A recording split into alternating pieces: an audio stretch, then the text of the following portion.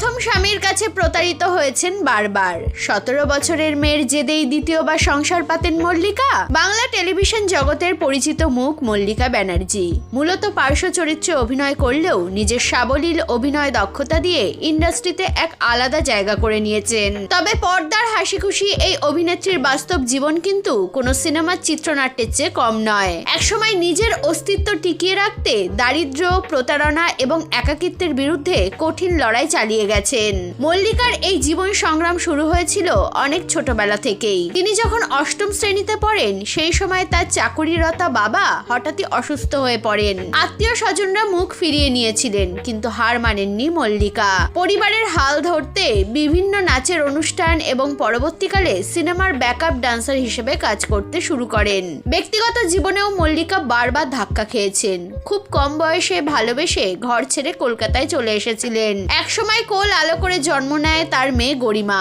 কিন্তু সুখ বেশি দিন স্থায়ী হয়নি। হঠাৎই তার স্বামী তাকে ছেড়ে চলে গেলে 9 বছরের মেয়েকে নিয়ে করুণ অবস্থা মল্লিকার। এরপর আবার একজনকে ভালোবেসে অভিনয় ছেড়ে ঘর বাঁধতে চেয়েছিলেন, কিন্তু সেই সম্পর্কেও মেলেনি সুখ। বরং দীর্ঘদিন ধরে মানসিক ও শারীরিক নির্যাতনের শিকার হয়ে অবশেষে তিনি সেই সম্পর্ক থেকে বেরিয়ে আসেন।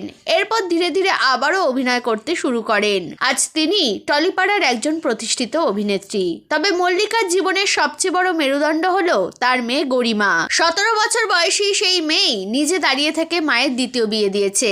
গত বছর জানুয়ারি মাসে পেশায় চিকিৎসক রুদ্রজিৎ রায়ের সঙ্গে বিবাহ বন্ধনে আবদ্ধ হয়েছেন মল্লিকা। তার বর্তমান স্বামী এবং মেয়ের মধ্যে সম্পর্ক অত্যন্ত মধুর।